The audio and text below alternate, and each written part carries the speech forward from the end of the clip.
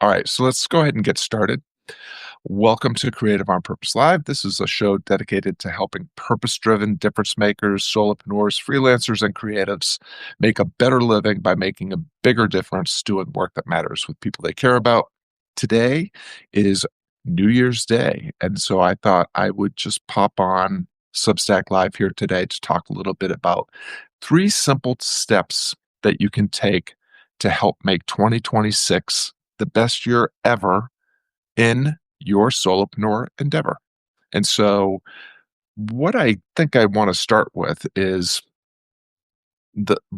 why is it that so first of all, I'm not a huge New Year's resolutions person. I'm also not like a big into long term goals. I don't do 10-year plans or 5-year plans or even 3-year plans or annual plans. I'll talk a little bit about how I am closing the gap between where I want to be and uh, where I am in terms of developing a business that fully funds and fits the actual life I started my business to fund and fit in the first place.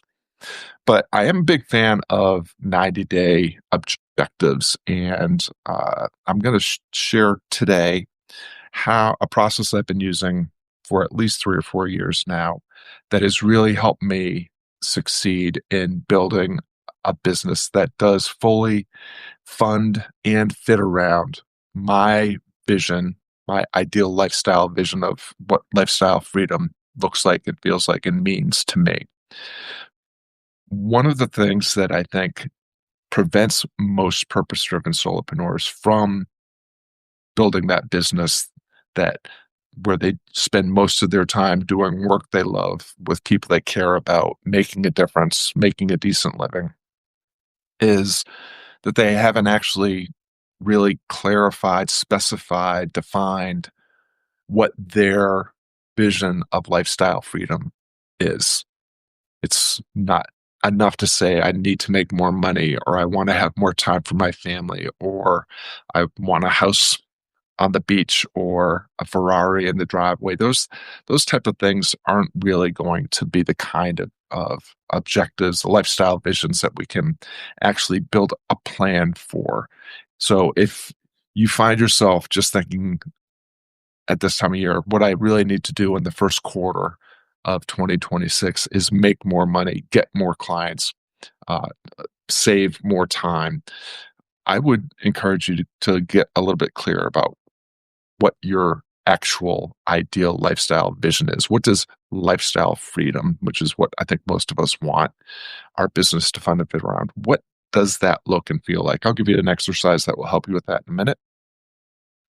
The second thing that prevents solopreneurs, purpose-driven solopreneurs, from making progress and having a business that funds and fits their ideal lifestyle vision is they haven't taken the time to actually figure out where they are and what they're already doing and what the return on investment of all those investments of their finite time, attention, money, effort, reputation is. If you don't know where you're actually going and you don't know where you're actually starting and what you're starting with, it's impossible to build a path that will get you from where you are to where you want to be. You have to have a clearly defined destination. You have to have a clearly defined starting point and a clearly defined set of assets and resources that you can leverage so that you can define what that gap is between where you are and where you want to be so that you can use your existing resources and assets to build the bridge, to do the 2 or 3 things that need to be done more correctly to help you close the gap with greater ease and velocity.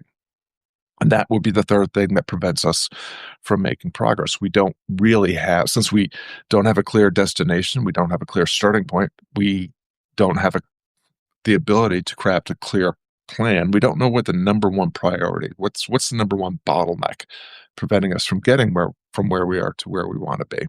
So what I'm going to do today is I'm going to share this process that I have been using myself for at least 3 years, maybe 4 years at this point. It's the process that over time has helped me create a business that does actually fully fund and fit around the life that I want to be living right now. And it's a process that I taught just last week to folks like Claire and Penny and Alice and Kyra, who just joined us, who are all members of the circle or inner circle community of subscribers that create on purpose. And I'm going to present this in a way that I think is even more distilled than I shared with you all last time. And I think it will set us up for doing a deeper dive in the Circle and Inner Circle monthly workshop on the second Tuesday of this month, where I'm going to actually provide an over-the-shoulder look at an audit of my Q4 progress and all the data and how I analyze that data and how I use the analysis of that data to set my priority for Q1 and to strategize a plan that will get me there with the greatest ease and velocity. So here are the 3 steps that will help you make real progress in crafting your Q1 priority, your Q1 success path, and all but guarantee that you'll, at the very least, make progress. So the first step, as I indicated in the introduction, is you have to know where you're actually going. You have to have a clearly defined vision of the lifestyle that you want your business to fund and fit around. So this is not like some fixed point on the horizon that you're going to uh, put blinders on and just hustle and grind your way towards. It's just, what's a good enough vision of the lifestyle that you would like to be living that you would find good enough for right now. So we're not talking about grandiose, kind of outrageous goal setting here. Like what would good enough look like? What would a sufficient daily schedule look like? What would what's enough revenue to help you take care of all your responsibilities and still have some discretionary income for having some fun? You're looking for a point on the horizon that's clearly defined, that that will guide the decisions that you need to make as you audit your current resources and assets and identify the thing that's preventing you, the most immediate bottleneck, preventing you from achieving that. We're setting up kind of a ruler against which we can measure all of our decisions so that we are doing things that help us close the gap between where we are and where we want to be with greater ease and velocity, and stop doing things that are keeping us stuck or, even worse, moving us further away. So the way that you can create this statement of your ideal lifestyle vision is really simple. I know I'm living my ideal life when, and then describe what you're doing when you're living your ideal life.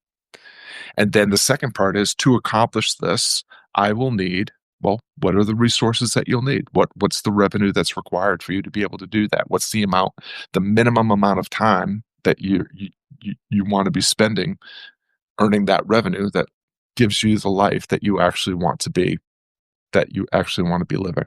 So just to give you an example, my lifestyle vision statement right now is, I know I'm living my ideal life when I can spend weekdays from 7 a.m. to 4 p.m. caring for my grandsons. To accomplish this, I need to work fewer than 10 hours per week and earn at least $60,000 a year. Now, I know that kind of statement sounds simplistic, and maybe the revenue goal sounds like it's too low for some of you or what have you, because we're used to gurus and digital marketers saying, hey, you got to earn $10,000 a month or $20,000 a month, or you got to make your first 7 figures before the end of the year. I don't actually need to do any of that. I don't believe in chasing after FU money. I believe in architecting an FU lifestyle. My wife and I have worked really hard to make sure that we can live with very little debt. And therefore, it doesn't take $10,000 a month or $20,000 a month for us to take care of our financial obligations and have plenty left over for going to the coffee shop, going out to dinner, doing shopping to support our hobbies and so forth. So don't get hung up on arbitrary numbers. If you actually audited what you're currently spending your money on and stop spending it on stuff that didn't help you live the life that you actually want to be living, that would automatically get you closer to your goal.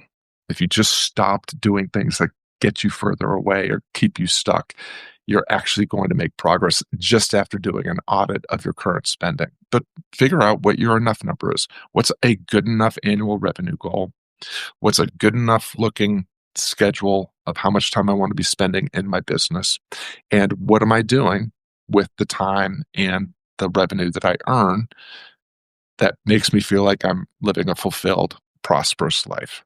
So that's step one. Step one is actually articulate what your ideal lifestyle vision is. What does lifestyle freedom look and feel like for you? I know I'm living my ideal life when, whatever you're doing. And then the second part is, to accomplish this, I will need what's the time, what's the revenue, what are the other resources perhaps that need to be acquired and need to be able to be invested to achieve that goal. So that's step one. Step two is actually the one that's the hardest for most of the folks that I work with. And we talked about this at great length in the workshop last week.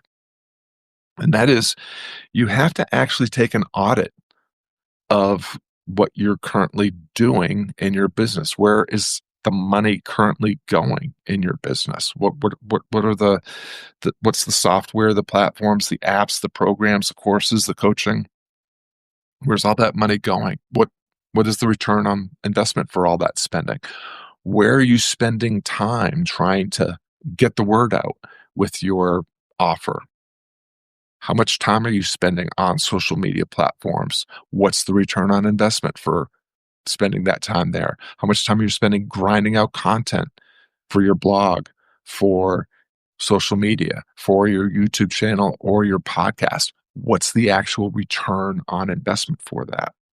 And when we're talking about the audit, I think it's really helpful to just focus on the three fundamental things that you have to have a viable, sustainable, prosperous business.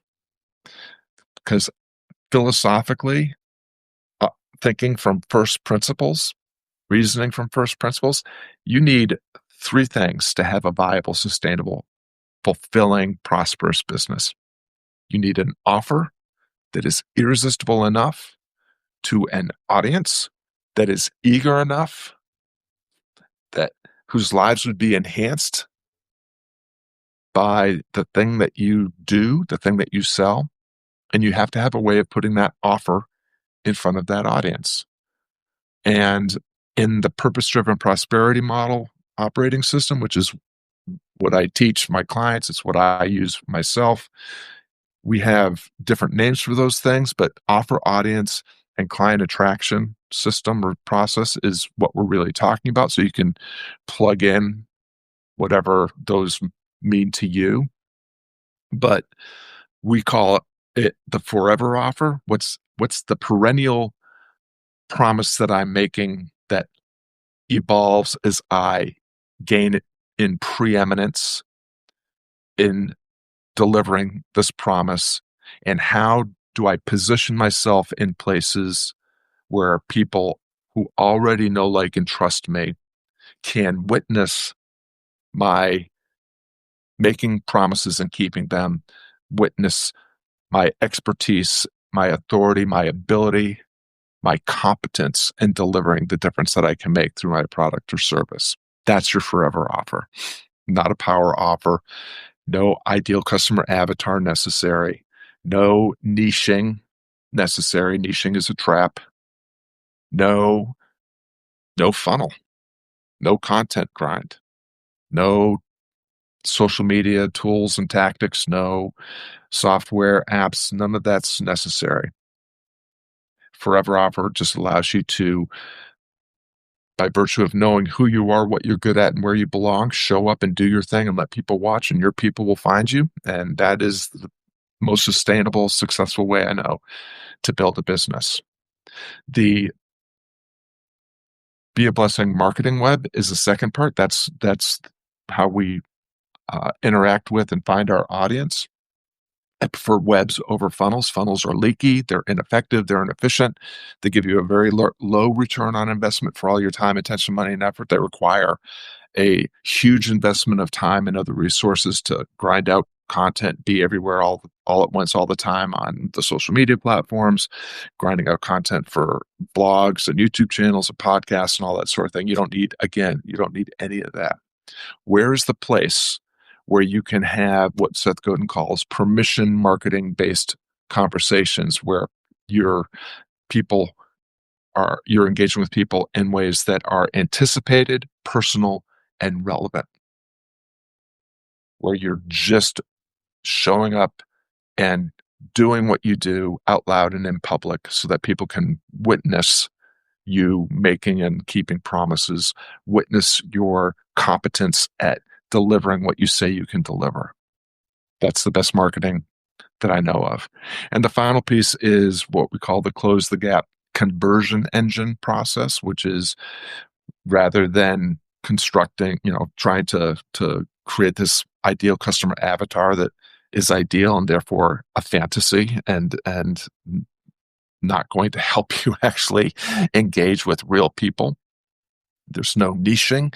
If you're trying to jam yourself in a crowded competitive marketplace, you are doomed to fail, because there are so many people that got there before you, and being first in the marketplace is always a huge leverage point. And if you're trying to differentiate based on demographics and psychographics and features and benefits of your offer, you're just going to spend all your time tweaking avatars, tweaking your niche, tweaking your power offer, funnel hacking, and all sorts of other funnel gymnastics.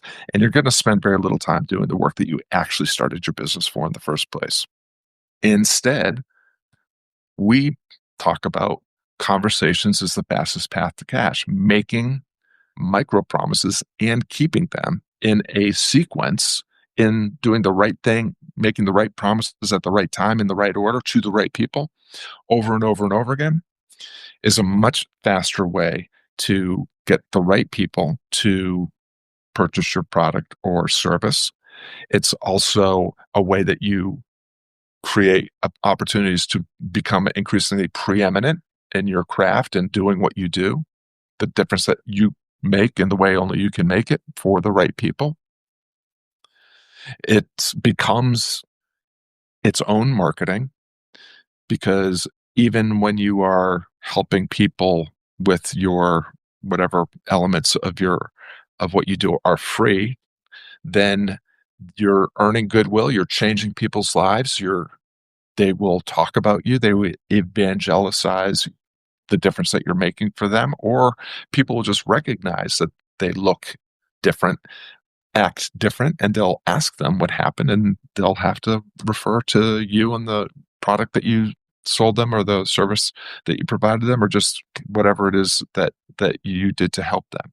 So in the conversion, the conversation engine, we start with icebreaker conversations, just natural ways to open a conversation with someone that is identified as a prospect, someone that is the kind of person that you can help with the kind of problem or aspiration that you can help them with.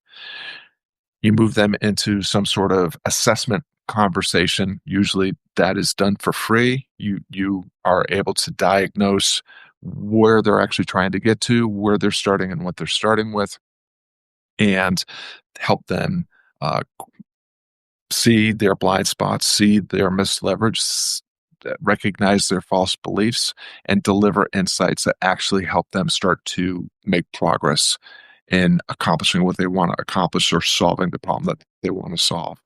And if you do that well, it takes much less time than grinding out content for Facebook and Twitter and podcasts and YouTube channels. You get better at what you do, and it becomes your marketing content.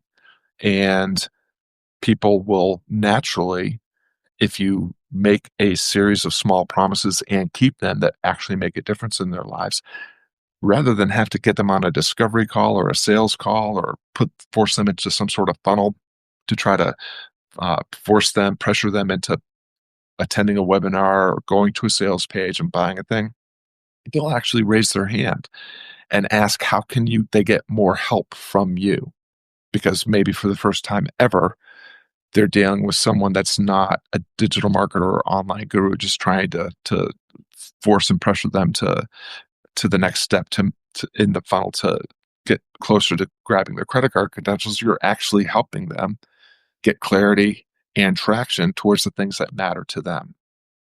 So your audit is the audit of your current business systems. Where are you spending time on quote unquote marketing? Where are you trying to earn people's awareness, attention, trust, and permission so that you can get them into some sort of conversation where they are interested in what you can do for them, your product or service. They're enrolled in the journey that you can take them on, and they're ready to invest in your product or service that will help them close the gap with the greatest ease and velocity. So you have to audit where you're spending your time, attention, money, effort, reputation, and you have to audit what's the return on investment for that time, attention, money, effort, and reputation. And if you can't identify, if you can't get numbers that tell you what the return on investment is, that's your most immediate bottleneck. You have to create it. You have to identify, define your system, and you have to define the effectiveness and efficiency of the system. If you can't do that, you don't have a system. You don't, and every system is perfectly designed to get the results it gets. So if you have this vague system with no clear data or that you can analyze and no clear strategy that you can improve upon, you're just going to keep getting the results that you're currently getting, which is probably not what most of us want. Most of us are here to make progress. We want to be able to generate more revenue in less time, of course, but we also want to make a bigger difference and a bigger impact with the people that we seek to serve. So step one, define that lifestyle vision that you want your business to fund and fit around. Step two, audit the current business systems. How are you attracting clients currently? What are the numbers? What are the things that are underperforming? What are the things that are not delivering any results that you can stop doing? And again, you'll automatically recapture time and money, which makes your business more profitable and prosperous from the get-go, just by doing this simple audit. And then the third, just one more note on this process. So we have a scorecard process that we use when we're looking at all of these things. We look at our offer and we give it a green card if we can say what we do, the difference that we make in one sentence. And if people consistently are taking the next step with us, and if it all fits within our lifestyle conditions, then it's a green. That means we're good. That's not a priority right now. A yellow card for your offer would be if it takes too long to explain, or people like it but they don't commit to it, and you're always tweaking or ditching and creating new offers, then you're in the yellow zone. That's a point of concern that may be your most immediate priority. And then a red offer would be one where it's completely unclear. You can't state it in a couple of sentences. You're attracting the wrong people. People are telling you they don't understand who you are, what you do, or what you can do for them, or you're just doing a lot of custom work rather than just delivering on the promise that you're best equipped to deliver on. When you're looking at your marketing web, what you're looking at is if your marketing system, your marketing web is green, it means that you're posting the minimum amount of content necessary at a cadence that is reasonable and is not exhausting or depleting. It's actually kind of energizing and exciting. People regularly raise their hands to engage with your calls to action, to leave a comment or start a conversation. And you'll be in the yellow zone if your content lands, but it's not getting a lot of engagement. It's not starting those conversations. Or if you're just keep trying new calls to action over and over and over again because nobody's buying.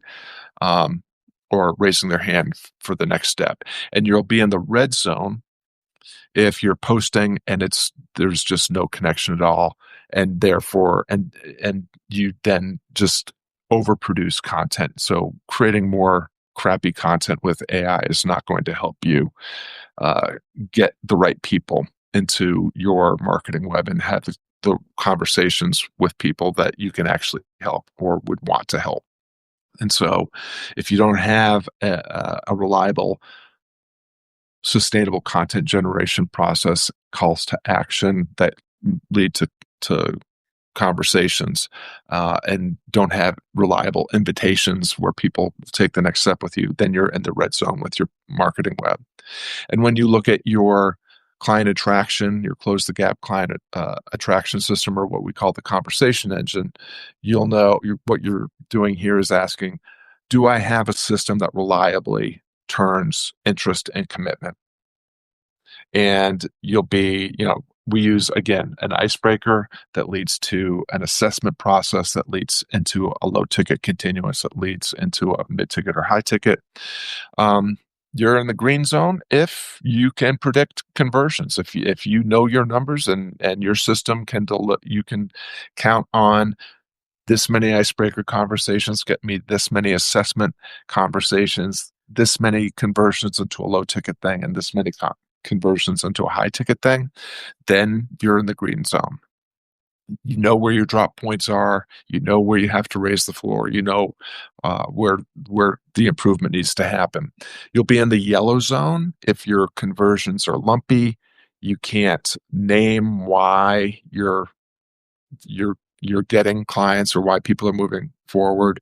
And if the system feels really fragile, like, it doesn't work, during certain times of the year, or if it doesn't work consistently at all, that's a yellow card. And you're in the red zone if your strategy with client attraction is hope, hustle, and random referrals. If you're relying on hopes and dreams, it's not a strategy. Sometimes we need it to get through, but you're in the red zone. So you will have, after this audit, a sense of, is my offer green, yellow, or red? Is my marketing process, how I am interacting with my audience, green, yellow, or red? And then my client attraction process, green, yellow, or red? And that gets us into the third step, which is that audit will tell you where is the most immediate bottleneck, whatever the most red card is where you need to start to fix things, fine tune things, or find what's missing, broken, or needs work. And so in general, I like to look at my offer first. If I don't have something to sell, I don't really have a business. I might have a nice hobby where I'm interacting with an audience, but I find the offer to be the thing that needs to be defined soonest.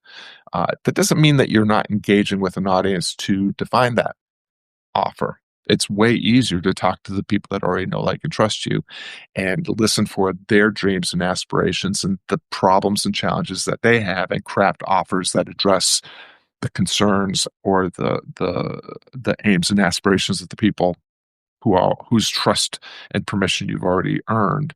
But still, at the end of the day, you have to have that offer. What's the promise that you can consistently deliver on with and for the people that would benefit, whose lives would be enhanced by the difference that only you can make for them in the way that only you can make it? Once you have an offer, then it's a matter oftentimes of auditing and refining and improving that marketing web. Where are the conversations happening? Where are the weak spots in the connections? Where are the places that you could stop showing up and it wouldn't have any discernible impact on your revenue, because you can just stop doing that and automatically improve your business by saving a bunch of time, money, and effort. And then the last step usually is in the client attraction conversation engine. Where are the gaps? Where are people following off? Are they responding to your icebreaker questions? Are they raising their hand for the diagnostic assessment? Once you provide that insight and provide them with a roadmap that helps them get clear about closer to what they're trying to accomplish, do they enroll in your low ticket continuance? Do they enroll in your mid ticket or high ticket offer to continue to collapse time to target? That's what you're looking for. So the whole by the time you have done that audit and defined what your most immediate bottleneck is, that bottleneck is going to become your next quarter's priority. For most of the folks that are here that are working with me, like Penny and Alice and Kyra, and I can't remember who else was here earlier. Oh, Claire. These are folks that, for the most part, have an offer, have some clarity about their offer and audience, and they're working on their client attraction process, but everybody's different. So whatever you need to work on next, that's what you need to work on next. What is your Q1 priority? Where is the brightest red card, or where is the if you're further along and you've got a couple of yellows, but things are mostly green, then what's the most important yellow that needs to be addressed in order to propel you the furthest and the fastest into the business that will fund and fit the ideal lifestyle vision that you have?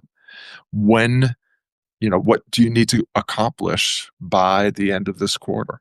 So if your priority is, for instance, I want to go from having 7 clients that I'm working with at any given time to 10 clients. I need to consistently, I need to add 3 clients or have 3 new buyers for my offer by the end of March 31st. That would be your priority. Then you're going to look at your system and reasoning from first principles, like looking at your offer, your audience, and your client attraction system. If it's your client attraction system, what are the 2 or 3 places where if you raise the floor on that system, you would actually create greater ease and efficiency for getting the results that you want to get? And then simply decide what it is. What's that first micro step? What's the thing that you're going to do today or first thing tomorrow? So that is the process for, what I consider to be the 3 steps that will make 2026 the best year ever in your solopreneur endeavor. Get clarity of the life that you want to be living, the lifestyle freedom, the ideal lifestyle that you want your business to fund and fit around. Audit the business systems that are getting you the results that you're currently getting. What are the assets and resources that you have? Where are you starting from and what are you starting with? What can you stop doing? And that will help you define with the card system, red, yellow, green, what are the elements of the 3 core, the 3 fundamental things that I have to have performing well enough to get me closer to my goal. What is your forever offer? Is it red, yellow, or green? Your marketing web, is it red, yellow, or green? Your client attraction system, is it red, yellow, or green? And from there, you'll be able to define your business priority, because the most immediate bottleneck is the thing that needs to be addressed now. And once you have your goal in mind, your lifestyle vision, and your most immediate constraint, you've defined your objective, your priority for this quarter, and then it's just identifying the 2 or 3 things that need to go better, that need to go right enough for you to start collapsing time to target. Magic Micah, Happy New Year to you. Deborah, welcome. Larry, Tom, looks like Justice, Rudy, a lot of folks have joined while I've been running my mouth. So I would love to hear from folks here. Is that helpful? Is that a jibe with the way that you think about setting your quarterly priorities and crafting your success path for getting there? And if anybody has any questions, I'm here for it. But I'm just going to wait a few more minutes for any comments or questions to come in. And if nothing comes in, then I'll just assume that my work here is done, and I'll get on with my New Year's Day. Cultural caregiver is very, very helpful. I appreciate that. I love the branding. Culture is so important. Penny says, "I like the scorecard as a guide." Yeah, that's a new addition to the process that we did for the first time in that last training. So I'm glad that is helpful. We're going to talk more about that in the coming days and weeks, and we'll talk about it in more detail in the workshop on Tuesday. I think it's the 13th. Emma has joined. Cato has joined. These are also members of the Inner Circle and Circle community. So we got lots of members of the community here. Appreciate having you all here. Happy New Year to all of you. Kyra says, "Thank you, Scott. Looking forward to getting it done in 2026." Indeed, Kyra, I saw your post today. It was really inspiring. Cultural caregiver, as a new business owner, I will definitely revise it. Thank you. Yeah, you're welcome. Yeah, so it looks like everybody's got what they need. Thank you, Emma. I appreciate that the scorecard resonates and is helpful. For those of you in the inner circle, I'll be editing and enhancing the replay from the workshop and putting it in the all access vault over the weekend. You should, if you signed up for the workshop as a circle member or had a seat reserved as an inner circle member, you have access to that workshop now. Yeah. All right. Well, it doesn't look like any questions are coming in. I appreciate the comments, and I'm glad that it was helpful and useful to you all. For those that would like to do a deeper dive into this on Tuesday, I think the workshop it's the second Tuesday of January. I think it's the 13th. And on the Monday before that workshop, there will be a free Substack post that lays out this entire process. In fact, I've been referencing that post as I've been talking about it here. So you can get kind of an overview of the process as a free subscriber or as just a reader of the Substack. If you would like to attend the workshop on the 13th, where I'm going to actually show you walk you through how I went through this process myself, how I crafted my ideal lifestyle vision statement, the audit of my current business systems, and how I defined my priority and success path. Over the shoulder, you'll learn how to do it for yourself by watching me do it for myself. That requires a paid subscription. So if you are interested in joining us for that workshop, then sign up for a Circle or Inner Circle paid subscriber membership to the Creative on Purpose Substack. There's lots of folks from the community are here right now. They're welcome to share their experience with the community and with the exclusive content that's available to Circle and Inner Circle members. But you can sign up for 1 month, attend the workshop, and it will be more deliver at least a 10x value on the cost of 1 month's membership. I guarantee it. Thank you, Penny. I anticipate I will see you there as an Inner Circle member. Your seat is already reserved. Thank you, Tom. I appreciate that it was helpful and inspiring. Happy New Year, Cato. This is the year that the Odyssey comes out. I'm trying to figure out how I'm going to get to Connecticut so that I can tag along when you go to see it. All right, everyone. It looks like all the questions and comments have come in. I appreciate the gift of your time and attention, and hope that this was helpful to you all. Wish you a very, very happy, prosperous New Year. And until I see you next, be well, do good, have fun.